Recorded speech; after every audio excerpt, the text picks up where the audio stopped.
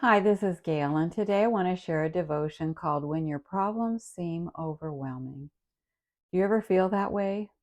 I do sometimes. And I need to remember this wonderful scripture, John 16:33, where Christ says, "In this world you will have trouble." He warns us, but he doesn't leave it there. He goes on and he adds, "But take heart, I have overcome the world." Jesus makes no promises about our life here being easy. In fact, he warns us in many ways that it won't be easy, that we should expect troubles and sorrows, persecution and trials, things that will sometimes even make us feel like giving up. Do you know that in 2 Corinthians 1:8, Paul talked about how he sometimes despaired of life because of things. But like Paul, we need to remind ourselves that God is doing a work. He's doing a work in us, and He's using us in this world, no matter how bad the world becomes.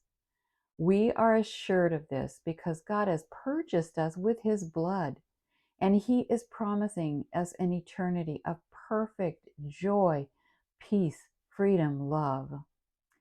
Until then, we may sometimes feel overwhelmed.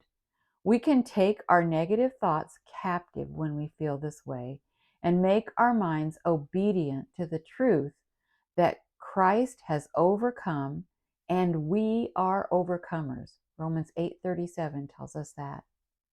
So let's remember 2 Corinthians 10:5, which is such an important verse when we are in these overwhelming situations.